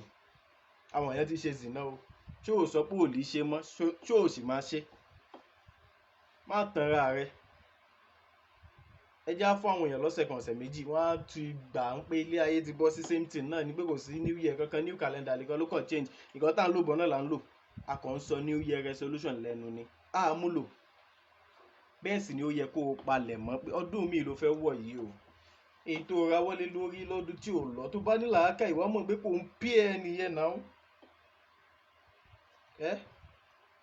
Kò pí ẹ, bọ́ sígbò míì tó ti pí ẹ, tó bá báyàn kan rìn tí ò bá ti pí ẹ lọ́dún tó lọ pé ìrìn àjò èmi àti lágbájá yìí kí wá ló wá dà fún mi, gé e dànù, kò sí ẹ̀ṣẹ̀ ń bẹ̀. Rìn pẹ̀lẹ́ lómi lọ́dún yìí kò wò bí tí ò já sí, ṣùgbọ́n wá dẹjúlẹ̀. Sórí ọdún tá a wọ̀ yìí, ó wù mí kí n kàn sọ àwọn dáadáa tó ń bẹ ń bí ọdún yìí, gẹ́gẹ́ bá a ṣe mọ̀ pé tibi tirẹ̀ la dálé ayé, kí n má sọ àwọn aburú rẹ̀ kó má bàa dàbí pé àbí pè ní kíní kan yé pé kọ́ ṣùgbọ́n òdodo ni. Gbogbo ọdún ló sọ pé next year is my year, next year is my year. Ó máa sọ last 2 years pé last year was your year. So was it your year? I'm asking you. Ṣé ọdún ẹ ni lóòótọ́? Kí ló gbé ṣe ní 2021? Ó ti parí. Eléyìí náà tún ti ń parí lọ́kọ̀ọ́ pé ṣẹ̀ṣẹ̀ bẹ̀rẹ̀ ni. This year is your year. Ó yá múra sí i. Kí ló fẹ́ ṣe? Kí ni plan ẹ? Kí ló fẹ́ ṣe ń yẹ tó fi rò pé this year is your year? Ṣé bọ́ ṣe ń ṣe nìyẹn? Ọjọ́ wo ló jí tó sọ pé next year is not your year? Gbogbo year náà ni year. Ṣé ìwọ nìkan ló wá láyé? Ṣé ká má parọ́ fúnra wa? Ilé ayé ìfẹ́. Àwọn resources tó sì wà nílé ayé yìí pọ̀ débi pé ó lè tó gbogbo aráyé. Wàláhì làzìm. Tó yẹ pé gbogbo èèyàn ló máa ní. Olórí ọ̀fẹ́ lápọ̀ lọ́hùn. Aládìpẹ̀lẹ̀ ẹ̀san sì ni. Ṣáwá ní kò ní resources mọ́ ni. Ó ní tó lè tó gbogbo ilé ayé. Má jẹ́ àtanra wa. Ṣùgbọ́n kò ní tó gbogbo ilé ayé, kí ló dé? Nítorí pé àwọn ọ̀jọ̀gbọ́n ti kó 90%. Àwọn ọ̀jọ̀gbọ́n ò sì pọ̀. Gbogbo ọ̀jọ̀gbọ́n ò ju bóyá bí 2 to 3% lọ nílé ayé. Àwọn wá lò 90% portion gbogbo wa. 10% tó wá kù, àwa bí 97% la fẹ́ pín mọ́ra wa lọ́wọ́. Ṣé ó wàá sùn ni? Ó wàá máa wo ilé ayé. A ti sọ fún ẹ tẹ́lẹ̀ pé ogun láyé. Tó ti mú dà, tó ti mú ọ̀bẹ, tó ti mú bọn, tó ti rẹ́dì láti jagun. A ti sọ fún ẹ pé àràgbé láyé. Tó ti rẹ́dì láti ra tiẹ̀ gbé láwọn ọ̀nà tá a ṣàlàyé fún ẹ pé ó dá. Tí ò ń ṣàwọn ẹ̀ tí ò dá ẹ. Ẹ lè lọ tún fídíò wa gbọ́ tá a ti sọ̀rọ̀ àràgbé láyé kó lọ mọ̀nà tó tọ́ tó fi ra ilé ayé tiẹ̀ gbé. Bó ló ṣe wá fẹ́ ṣe nínú 10% tó fi ilẹ̀ fáwa 97% láti pín? Bó ló ṣe fẹ́ ṣe? Àwọn ọ̀jọ̀gbọ́n ti pín 90%, wọn sì ju 3% lọ tí wọ́n pín. Bó ló ṣe fẹ́ ṣe? So ti rí pé òun ni ó fa àfàsẹ́yìn tá a fi máa fa gbogbo ẹ̀ mọ́ra wa. Ló fà tó fi jẹun pé tá a bá ń sọ fún ẹ pé nǹkan dànù ọdún yìí pé àwọn èèyàn ò lọ́lá, mọ̀ pé látọ̀dọ̀ àwọn ibì kan náà ni ó ti bọ́ síbì kan. Ó dàbí ẹni tó ń trade cryptocurrency ni. Ponzi scheme ni ọkọ̀ paláwọ̀dà. Ẹni tó smart jù ni ó jèrè ń bẹ̀. Nítorí pé owó tó ń dunnú pé I made $100, I made $1,000. Just know that collection of people has lost that money. Bí wọ́n ṣe ń pariwo pé mo make $100. Àwọn kan lose owó yẹn ni nínú forex àti cryptocurrency. So bó ṣe rí nìyẹn. Tó bá ní ọdún yìí ó ṣe kíní kan fún mi, mo kọ́lé lọ́dún yìí, mọ̀ pé àwọn kan ilé wọn ò wò àbí kó jóná lọ́dún yìí náà ni. So kò sí bá a ṣe sọ èyí tó dáná ọdún yìí tá a lè sọ èyí tí ó dá. Ọdún yìí tó rúlù jù òun náà ni pé ìsopọ̀ ó pọ̀ lọ́dún yìí. Gbàgbé last year. Ọ̀pọ̀lọpọ̀ wedding last year yẹn wọ́n ṣeré orí igi ni. Ọ̀pọ̀lọpọ̀ ó túká lọ́dún yìí. Ṣé wá rí pé ó kù sí ẹ lọ́wọ́ kó o múra kí tiẹ̀ má bẹ́nu ìtí ó túká, ìwọ tó mọ̀ pé o ṣe ìgbéyàwó lọ́dún tó lọ. Ọ̀pọ̀lọpọ̀ àwọn èèyàn yóò fẹ́ra wọn lọ́dún yìí, ó yẹ kó dẹ̀ ti mọ̀ pé ọkọ àwọn èèyàn kó bọ́ lọ́dún yìí. Ọ̀rọ̀ mo fáyìn ọ̀rọ̀. Nǹkan tó yẹ kó kọ́kọ́ mójútó ni neatness, ìmọ́tótó. Ọdún yìí pèpè fún ìmọ́tótó. Mójútó ara ẹ, wọ aṣọ tó da, má múra ba láàárù, má múra bẹ ní débi ń pa kódà kan kébí máa pa ẹ́. Iye ò ní kí wọ́n àgbà tó ti wá múra aṣọ wá ṣàánú ẹ̀. Wọ́n múra dáadáa kó pàdé olóore rẹ̀ náà. Torí ọdún yìí sọ pé ìfẹ́ ó pọ̀ láyé. Àwọn èèyàn fẹ́ nífẹ̀ẹ́ èèyàn, fẹ́ ṣàánú àwọn èèyàn. Ṣé ìwọ náà wá bẹ́ńbẹ̀ àfi kó múra o? Ṣé mi bẹ́ńbẹ̀ mo ti múra o? Wọ́n ṣàánú àwọn èèyàn. Àwọn èèyàn ó sì gòkè. Àwọn tẹ́ rí bí ẹni tí ẹ lè expect pé 100 years ó lè jẹ́ nǹkan. Ọdún yìí yóò jẹ́ nǹkan tí ó yà àwọn èèyàn lẹ́nu. èmi àti ẹ náà wà ń bẹ̀ o ṣáà ti máa share Unveil Your True Self Foundation yìí jẹ́ káwọn èèyàn jàǹfààní àwọn nǹkan tá à ń sọ yìí àmọ́ páwọn tó ń kọ́lẹ̀ tí wọ́n padà wò pé ṣé òdodo ló sọ ìwọ náà ò rí fúnra rẹ̀ ọ̀rọ̀ mélòó la fẹ́ sọ ta fẹ́ parọ́. ṣùgbọ́n ó ṣe mí láàánú fáwọn ọ̀dọ́ púpọ̀ nítorí pé ikú ọ̀dọ́ ó pọ̀ kò sí ń ṣe pé bóyá Ọlọ́run ló fẹ́ pa wọ́n oppression ó pọ̀ lọ́dún yìí nítorí pọ̀pọ̀lọpọ̀ èèyàn ó gbé nǹkan ńlá ṣe ẹ̀yin bricklayer ẹ lọ múra àwọn èèyàn ó kọ́ mighty houses tèmi náà sì ń bẹ́nu wọn ìwọ tó bá jẹ́ bricklayer àgbàlódé tó lè kọ́ ilé tó wà òkè dáadáa ó lè kàn sí mi nítorí pé ó dẹ́ èmi náà lójú pé èmi náà wà nínú àwọn tí ó ní self estate nínú ọdún yìí ìwọ náà claim ẹ bó o lọ ṣe claim ẹ kò tẹ share sí àwọn olólùfẹ́ Unveil Yourself bó jẹ́ gúrùpù 20 ni ó fẹ́ kọ́ self estate rẹ pé 20 flats ló wà ń bẹ̀ nìyẹn ó jẹ́ gúrùpù 50 ni 50 flats ló wà ní self estate yẹn náà nìyẹn àwọn yóò kọ́lé gan lọ́dún yìí tèmi náà sì ń bẹnu wọn ó ra mọ́tò rẹpẹtẹ ọkàn wọn ò balẹ̀ bẹ́ẹ̀ ni ṣùgbọ́n packaging tún máa pọ̀ lọ́dún yìí o nǹkan táwọn èèyàn ò tó wọn láwọn ò tó ìwọ ò wá fẹ́ para rẹ nítorí ẹ̀ kí ló fẹ́ para rẹ sí fake life lẹ́lòmíì live o nǹkan tó ń fún ọkọ ẹ lọ́rùn pínpín darling ṣé ò rí ọkọ ìyá rúùtù ni àwọn ló máa ń ṣílẹ̀kùn mọ́tò fún tí wọ́n bá ń jáde ìwọ ò lè ṣí fún mi láì mọ̀ wípé mọ́tò ìyá rúùtù yẹ àti bàbá rúùtù kò ṣeé ṣí láti inú ilé ni torí mọ́tò wọn ẹ̀rọ mi sí ẹtí ni lọ́kọ́ ó fi sáré lọ sí káṣírí wọn bá tú ìwọ wá rò pé romantic ni ó yẹ di ọkọ ẹ mú má lè síta mọ́tò tí yín dání o ṣílẹ̀kùn ẹ fúnra ara ẹ ọkọ tó fẹ́ lé síta yẹ àwọn yóò fẹ́ lọ́dún yìí wọ́n ti rẹ́dì fún ẹ kódà gan wọn ní fáìn tó ẹ ṣùgbọ́n nǹkan tó lè ṣe ẹ ni wọ́n á ṣe wọ́n á fi lọ́kàn balẹ̀ wọ́n á mójútó wọ́n á tọ́jú ẹ wọ́n á fún lóúnjẹ wọ́n á níìtì fún ọjà tó ń tà ọdún yìí yóò lọ sókè pákéjì ẹ advertise lórí íńtánẹ́ẹ̀tì má lùkọ ṣe jingle ṣe advertisement ní ìmọ́tótó pẹ̀lú ẹ tọ́jú ara ẹ tọ́jú ọjà ẹ polówó ọjà ẹ kí n má gbàgbé àsìkò yìí ẹ encrypt ọjà yín o ẹ encrypt ọjà yín àbí kí ló wọ́n pè encryption náà ni kó ní kálukú kọ orúkọ sí ìwọ tó ń ṣe blọ́ọ̀kì kọ orúkọ rẹ sára blọ́ọ̀kì because àsìkò yìí àwọn èèyàn fẹ́ jálé onílé fi bó tí wọ́n ní wọ́n wá ra blọ́ọ̀kì lówó kékeré lọ́dọ̀ tiẹ̀ tó sì yẹ kí wọ́n mẹ́kọ̀ owó ńlá wọ́n wá lọ túta wọ́n pè é wọ́n nípa wọn làwọn ní ṣùgbọ́n tó bá ti kọ orúkọ sí ọ̀dọ̀ ẹ náà máa wá directly tó bá lè kọ phone number ẹ gan sí kọ pẹ̀lú operation máa pọ̀ depression dẹ̀ máa pọ̀ tábàtìlẹ̀ operation pọ̀ depression máa pọ̀ àwọn kan ní wọ́n máa oppress àwọn kan ní wọ́n máa gbà kí wọ́n oppress àwọn tó máa wà depressed tó ráwọn èèyàn fẹ́ fumble lọ́dún yìí pé ọdún yìí dá fáwọn tí wọ́n náà bá ti wò 222 corporation má dárìn lọ́dún yìí bó jẹ́ àjọ ni lọ wọ̀ ọ́ bó jẹ́ partner ni lọ ní kẹjọ ṣọdún yìí ìwọ tó tí níyàwó lọ fẹ́yàwó ẹjọ́ dá mọ̀ràn lọ́dún ìgbà mọ̀ràn lọ́dún yìí ṣùgbọ́n kò jọ o kò dẹ̀ fi làákà ìgbé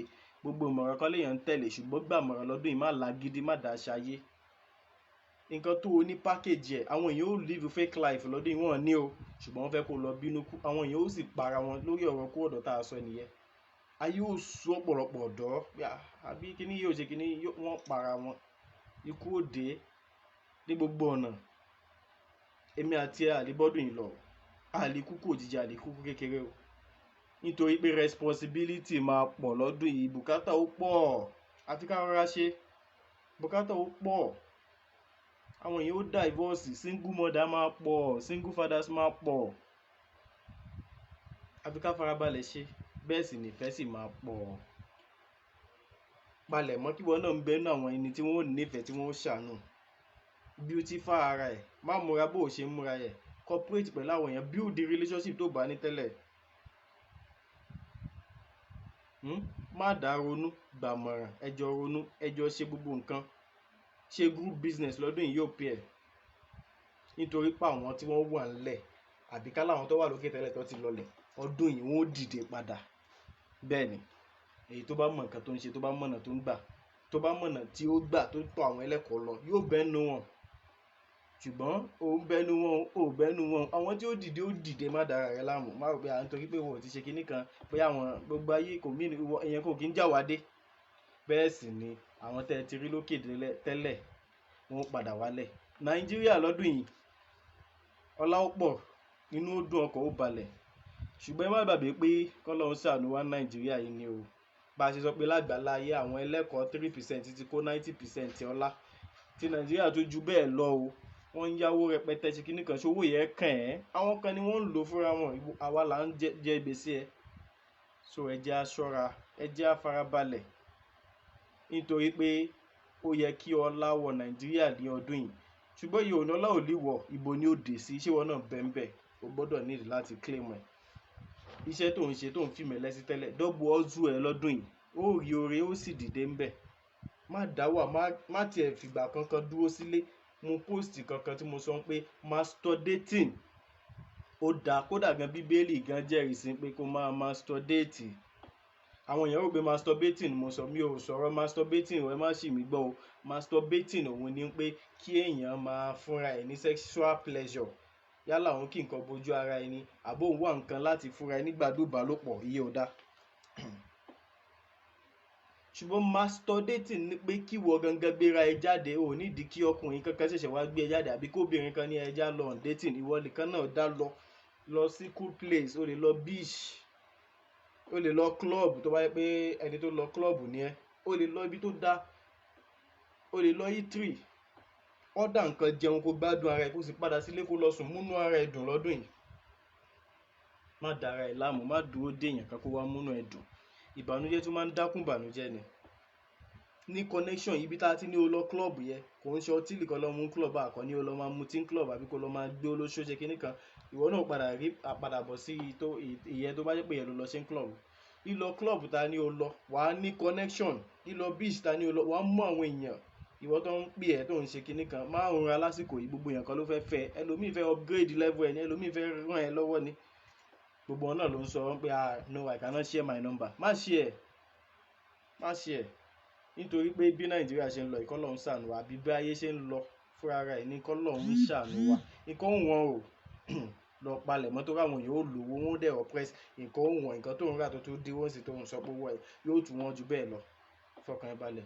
By 2024 kọ́lọ́mọ́ kìlọ̀ fọmọ ẹ̀ ní o, àìtí dé bẹ́ẹ̀, sọ àdísọ̀rọ̀ púpọ̀ ń bẹ̀, especially àwa tá a gbẹ́sìn lórí dání ẹ̀sìn kíníkan. Àsìkò yóò gba ọmọ lọ́wọ́ ọlọ́mọ, má tanra ẹ, àfi kó mójútó láti ìsìn lọ. Àgbà tí ò kẹun sọ̀rọ̀ á kẹtàn sáré.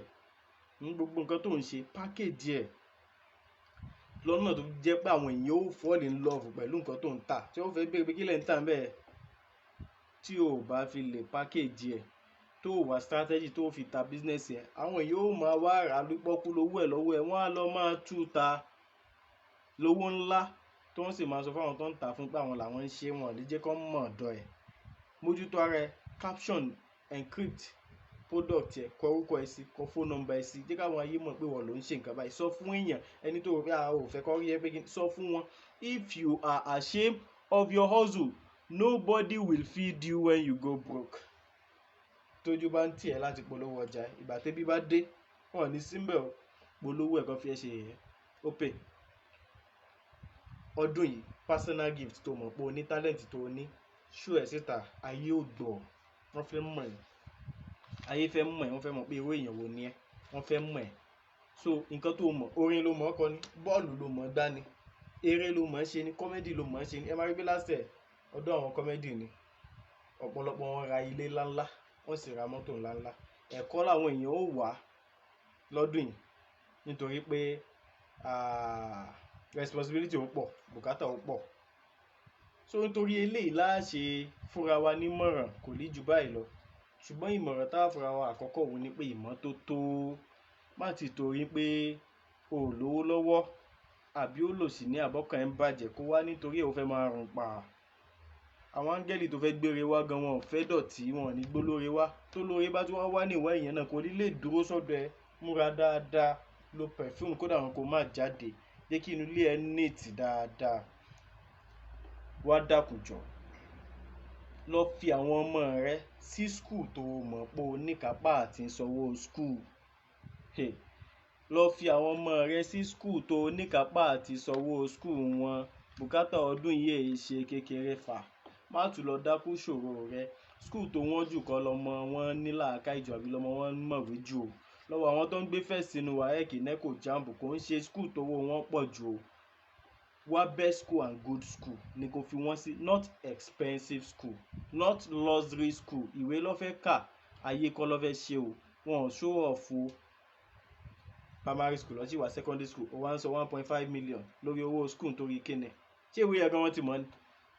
Ẹni tó lọ sí school tó yẹ pé wọ́n sọ 60,000 gan, ó tún lè mọ̀wé jù wọn lọ tí ó tún ṣáájú wọn ríṣẹ́ tí ó dáa fún jù wọn lọ. Build ọmọ ẹ lọ́nà tó jẹ́ pé ọwọ́ ẹ lè ka o. Ilé tó o fẹ́ gbà, dákun gbalé tó o lè sanwó ilé ẹ̀ tówó ó tún ṣẹ́kù. Bùkátà pọ̀ lọ́dún yìí, má rò pé àwọn èèyàn ó fẹ́ ràn ẹ́ lọ́wọ́ láti gbọ́ bùkátà ilé ẹ̀ o. Ìwọ ló lọ gbalé tó lágbára o. Tí wọ́n bá tiẹ̀ máa ràn ẹ́ lọ́wọ́, kò ń ṣe pé bóyá ilé tó gbà tó ju tí wọ́n lọ. Oníkálùkù ọdún yìí ló pè ní cut your coat according to your size. Dákun ilé tó o fẹ́ gbà, ilé tó lágbára àti sanwó ilé ẹ̀ ni o lọ gbà o. Kó má padà wá di pé tó bá di ọ̀la á wá di bùkátà sí ẹ lọ́rùn, wàá máa sá kiri. Ibi tó o fẹ́ padà sá lọ gbé yẹn náà ló padà lọ gbé. Ṣé kò wá burú? Kúkú gbé láti sí kó mọ̀ pé òun palẹ̀ mọ́ láìfọ̀ ẹ̀. Tí o bá lè lòdì DSTV àbí tó lè ra DSTV, GoTV ti wà okay now, àṣejù ní DSTV. GoTV ti wà okay, àṣejù ní DSTV. Responsibility pọ̀ ju pé kó ló fẹ́ ṣé o ti ráyà sí jókòó ti tẹlifíṣàn òun. O ò lè jókòó tì kí wàá lọ wá ń dara ẹ láàmú fún lórí DSTV. Tó o bá ní GoTV gan kò sí kankan bẹ́ẹ̀. Plan ilé ayé ẹ, because he who fail to plan has already planned to fail automatic ni. Tó bá ti ní àwọn plan kọ́ ọ̀pẹ bọ́lọ́mbà ti sọ náà ni ó sọ. Láyé dáwà yìí in this 21st century bọ́lọ́mbà ti sọ náà ni ó ṣe rí.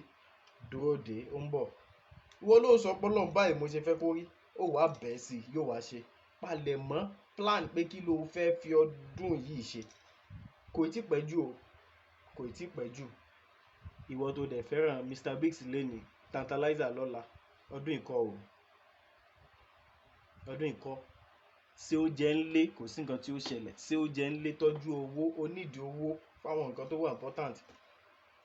Àmọ̀ràn ni ó lè gbà á, ó sì lè dánù. Ṣùgbọ́n ó ṣàmọ̀ pé Professor Lásùgànmí Àyànfẹ́ kúkú sọ tiẹ̀. Ṣé oúnjẹ ńlé.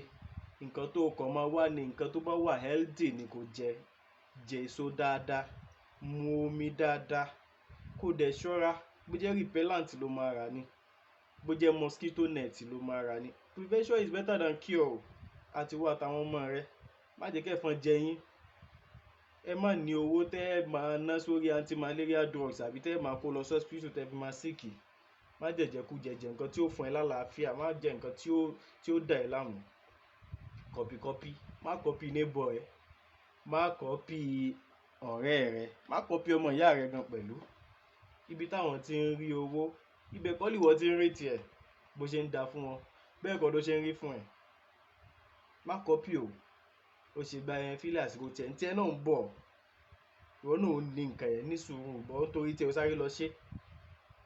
Ẹni tó ra mọ́tò 100 million, ó lè ní 100 billion ní account kó jẹ́ pé kò mọ̀ kankan nú àlà owó tó yọ.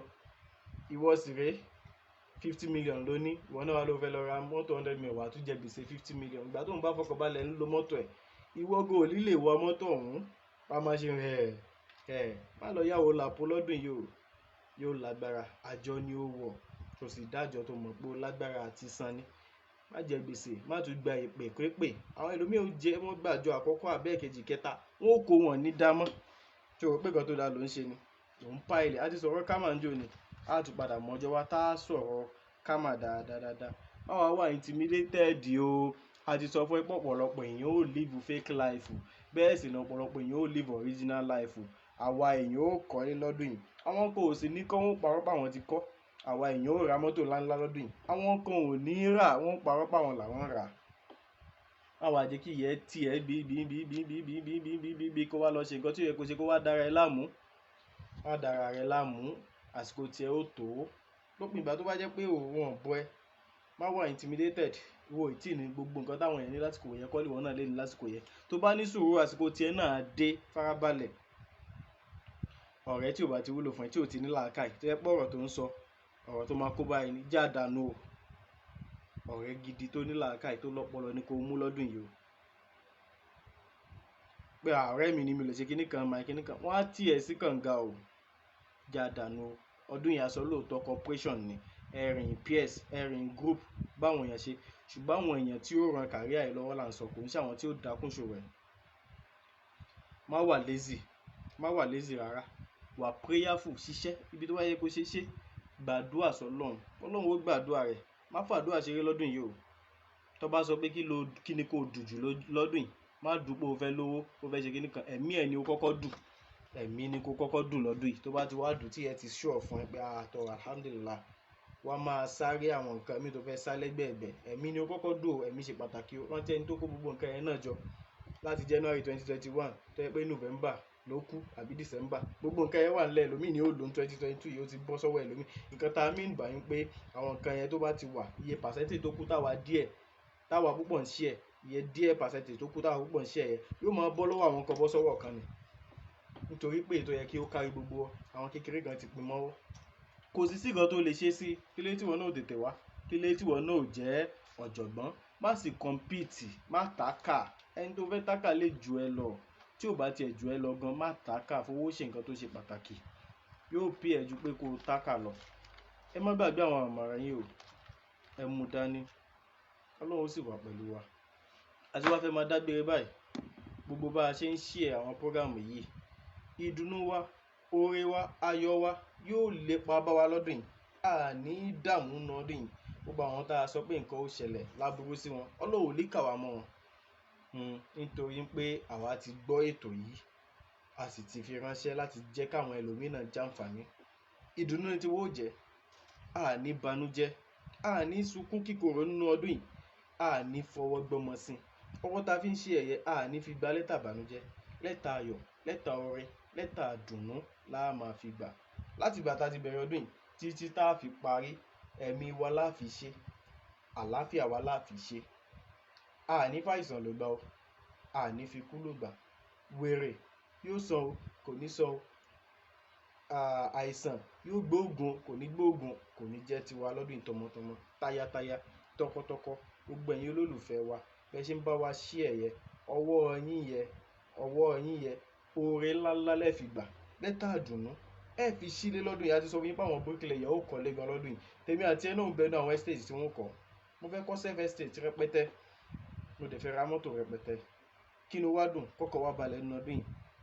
Bá ṣe ń share gbogbo ìtàn sọ yìí yóò rí bẹ́ẹ̀, yóò ṣe bẹ́ẹ̀. Tá a fi máa pàdé lọ́sẹ̀ tó ń bọ̀, ó dàbọ̀.